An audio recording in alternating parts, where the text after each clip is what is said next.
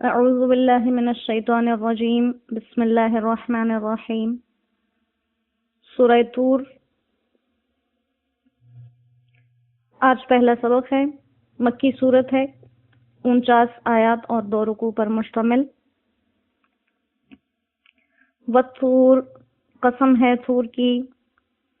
وکتاب مسطور، اور لکھی ہوئی کتاب کی، فی رق منشور،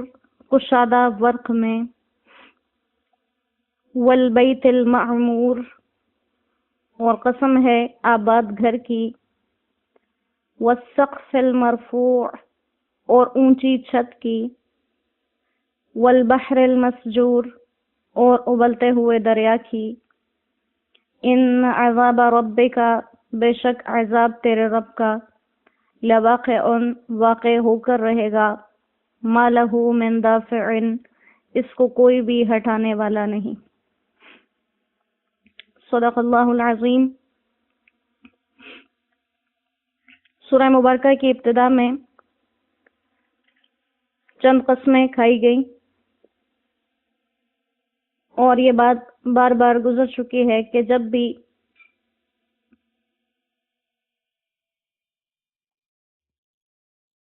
کسی چیز کی قسم کھائی جاتی ہے، ایک تو اس سے اسی چیز کی عظمت کی طرف اشارہ ہوتا ہے، اور دوسرا اس مضمون کو اہم ثابت کرنے کے لیے جو ان قسموں کے بعد آ رہا ہے، تاکہ انسان اس بات کو ہلکا نہ سمجھے اور اس کی طرف مکمل توجہ سے اور دھیان سے اپنے خیال کو ثابت رکھے۔ والطور، پہلی جس چیز کی قسم کھائی گئی، والطور، قسم ہے طور کی۔ طور عبرانی زبان میں پہاڑ کو کہتے ہیں، ایسا پہاڑ جس پہ درخت اگتے ہوں، اور طور سے مراد طور سینا کا پہاڑ بھی ہے جو مدین میں ہے، اور جس پہ حضرت موسیٰ علیہ السلام کو اللہ تعالیٰ سے شرف ہم کلامی ہم نصیب ہوا۔ تو یہاں پر زیادہ بہتر یہ بات ہے کہ طور سینا کی ہی قسم کھائی گئی ہے، جیسے روایات حدیث میں یہ بات آتی ہے کہ دنیا میں 4 پہاڑ ایسے ہیں جو جنت کے ہیں، اور ان میں سے ایک طور بھی ہے۔ تو کوہ طور کی قسم کھانے سے اس کی تعظیم اور اس کے شرف کی طرف اشارہ ہے، اور اس طرف سے بھی یہ واضح بات نظر آ رہی ہے کہ آگے اللہ کی طرف سے اس کے بندوں کے لیے کچھ خاص کلام یا کچھ خاص احکامات آ رہے ہیں جن کی پابندی ان پر فرض ہے۔ دوسری بات کہی گئی، وہ کتاب مسطور، اور قسم ہے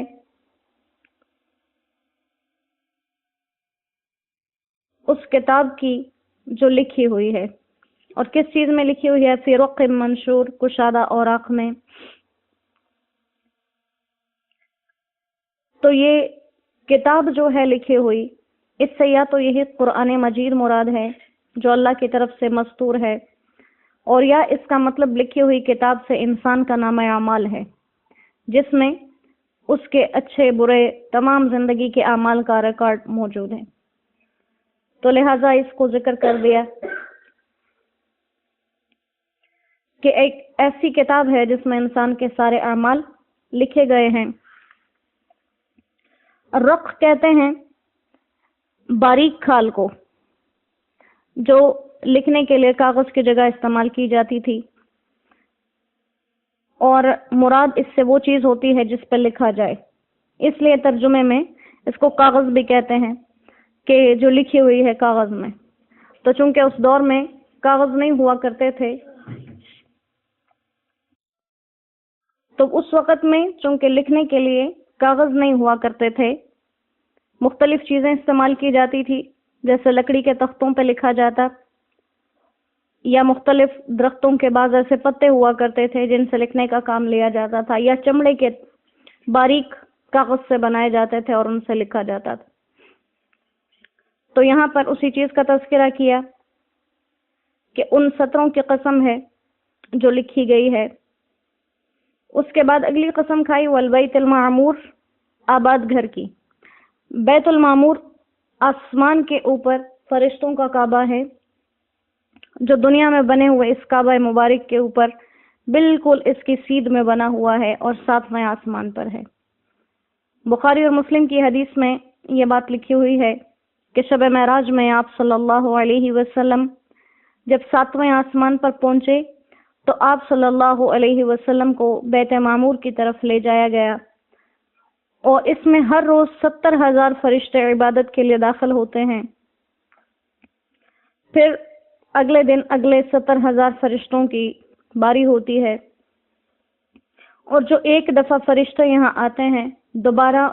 ان کا نمبر اور ان کی باری نہیں آتی۔ تو یہ انسان کے لیے ایک شرف کی بات بھی ہے کہ فرشتے جو ایک دفعہ اپنی زندگی میں بیت المعمور میں داخل ہوتے ہیں دوبارہ ان کو اس چیز کی سعادت حاصل نہیں ہوتی، اور انسان کو اللہ نے اپنی طرف سے یہ سعادت دے رکھی ہے کہ اپنی زندگی میں جتنی دفعہ اس کی استطاعت ہو وہ اللہ کے گھر جا سکتا ہے۔ اللہ کریم ہم سب کو اپنے مبارک گھر کی بار بار زیارت نصیب فرمائے۔ بیت معمور یہ 7ویں آسمان کے فرشتوں کا کعبہ ہے، اور شب معراج میں آپ صلی اللہ علیہ وسلم نے ابراہیم علیہ السلام کو دیکھا تھا کہ وہ بیت معمور کی دیوار سے ٹیک لگا کر بیٹھے ہوئے تھے، اور انہیں اللہ تعالیٰ نے یہ عزت اس لیے دی کیونکہ دنیا میں جو کعبہ ہے اس کی بنیاد انہوں نے رکھی، وہ بنایا انہوں نے پہلی دفعہ، اس لیے اللہ تعالیٰ نے اس کی جزا میں آسمان کے کعبہ کو بھی ایک خاص تعلق سے ان کا مسکن بنا دیا۔ والبحر المسجور، بحر سے سمندر مراد ہے، اور مسجور سجر سے نکلا ہے، جس کے کئی معنی ہیں۔ سجر کا ایک مطلب آگ کا بھڑکانا،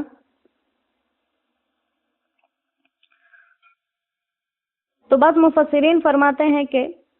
قسم ہے سمندر کی جو آگ بنا دیا جائے گا، اور اس میں اس طرف اشارہ ہے کہ قیامت کے دن تمام جو سمندر ہیں وہ آگ بنا دیے جائیں گے، جیسے 30ویں پارے میں بار بار اسی چیز کا تذکرہ ہے، یعنی چاروں طرف جتنے بھی سمندر ہیں دنیا کے اندر یہ آگ بن کر میدان حشر میں جمع ہو جائیں گے اور انسانوں کو ہر طرف سے گھیر لیں گے۔ حضرت علی رضی اللہ تعالیٰ عنہ سے کسی یہودی نے پوچھا تھا کہ جہنم کہاں ہے، تو انہوں نے جواب دیا کہ سمندر ہے۔ وہ یہودی اپنی کتابوں کا عالم تھا، اس نے بھی اس بات کی تصدیق کی۔ اور بعض علماء فرماتے ہیں کہ مسجور بمانا مملوء یعنی بھرا ہوا، یعنی ایسے سمندروں کی قسم جو پانی سے بھرے ہوئے ہیں، لیکن اکثر علماء نے اس سے آگ بھڑکانے کا مطلب مراد لیا ہے، اور اکثر علماء نے اس سے یہی مطلب مراد لیا ہے، اور اکثر لوگ کہتے ہیں کہ اس سے مطلب یہ ہے کہ ان دریاؤں کی قسم جو پانی سے بھرے ہوئے ہیں۔ وہ سقف المرفوع واضح اشارہ ہے آسمان کی طرف، آسمان کی قسم جس کو بلند کیا، جیسے بہت سی جگہ پر بھی آسمان کو انہی الفاظ سے تعبیر کیا۔ اب یہ وہ تمام قسمیں ہیں جن کا تذکرہ کیا۔ کوہ طور کی قسم کھائی گئی، لکھی ہوئی کتاب کی قسم کھائی گئی، بیت معمور کی قسم کھائی گئی، آسمان کی قسم کھائی گئی، ابلتے ہوئے دریاؤں کی قسم کھائی گئی، اور اس قسم کے بعد آگے ایک بہت اہم مضمون تذکرہ کیا کہ ان عذاب ربک لواقع ما له من دافع، رب کا عذاب یقیناً ہو کے رہنے والا ہے اور اسے کوئی ہٹا نہیں سکتا، اسے کوئی ہٹا نہیں سکتا۔ یہ وہ اہم مضمون ہے جس کی طرف اشارہ کیا، کیونکہ مشرکین مکہ میں سے اکثر لوگ قیامت کا ہی انکار کیا کرتے تھے، اور پھر جیسے وہ قیامت کا انکار کرتے تھے تو اسی کے بارے میں گویا وہ دوسری طرف قیامت کے حساب کتاب اور عذاب و ثواب کا بھی انکار کرتے تھے، تو ان کو کہا کہ ان عذاب ربک لواقع، تیرے رب کا عذاب واقع ہو کے رہے گا۔ حضرت عمر فاروق رضی اللہ تعالیٰ عنہ نے ایک مرتبہ سورہ طور پڑھی جب اسی آیت مبارکہ پر پہنچے کہ تیرے رب کا عذاب واقع ہو کے رہے گا، اسے کوئی ہٹا نہیں سکتا۔ اس کے پڑھنے کے بعد 20 دن تک بیمار رہے۔ لوگ عیادت کو آتے رہتے تھے لیکن کسی کو معلوم نہ ہو سکا کہ بیماری کیا ہے۔ اور حضرت عمر فاروق رضی اللہ تعالیٰ عنہ کے بارے میں کثرت سے ایسے واقعات ہیں جب وہ قرآن پاک کی تلاوت سن کر یا قرآن پاک کی تلاوت کے دوران ایسے ہی بے تحاشا جذب کی کیفیت میں آ جاتے اور اس کو دل سے اتنا محسوس کرتے تھے، جیسے ان کے بارے میں یہ ذکر کیا جاتا ہے کہ کبھی کبھی آپ فجر کی نماز میں سورہ کہف کی تلاوت کرتے تھے اور کہف کی تلاوت کی آواز پوری صفوں میں جاتی اور آپ اتنی ہچکیاں لے لے کر روتے تھے کہ پوری مسجد میں آپ کی وہ ہچکیاں گونجا کرتی تھیں۔ اللہ کریم ہمیں بھی قرآن کی ایسی محبت عطا فرما دے۔ اس کے ساتھ حضرت جبیر ابن مطعم رضی اللہ تعالیٰ عنہ فرماتے ہیں کہ میں مسلمان نہیں ہوا تھا تو اس دور میں ایک مرتبہ مدینہ آیا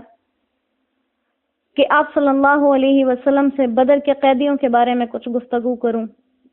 جب میں پہنچا تو آپ مغرب کی نماز میں سورہ طور تلاوت کر رہے تھے اور آواز مسجد سے باہر تک آ رہی تھی۔ جب آپ نے یہ آیت مبارکہ پڑھی ان عذاب ربک لواقع ما له من دافع، تو اچانک میری ایسی حالت ہو گئی گویا کہ میرا دل خوف سے پھٹ جائے گا اور میں نے فوراً اسلام قبول کر لیا۔ مجھے یوں محسوس ہوا کہ میں یہاں سے ہٹ ہی نہیں سکوں گا اور مجھ پر عذاب آ جائے گا۔ تو یہ ان لوگوں کی کیفیات تھیں قرآن کو سنتے ہوئے، اور یہی کیفیت کی طرف متوجہ کرنے کے لیے اصل میں اللہ سبحانہ و تعالیٰ نے یہ اتنی قسمیں کھائی کہ یہ قرآن اسی قابل ہے جب اس کو سنا جائے اور اس کی مضامین کو پڑھا جائے، اس میں آنے والے ان حق واقعات کو سنا جائے، تو اسی طرح سے انسان ان کی تصدیق میں دل و جان سے اپنی تمام حسیات کو متوجہ رکھے اور ان چیزوں کا یقین رکھے کہ جس بات کو بیان کرنے کے لیے اللہ سبحانہ و تعالی اتنی تفصیل سے دنیا میں موجود اور دنیا سے باہر موجود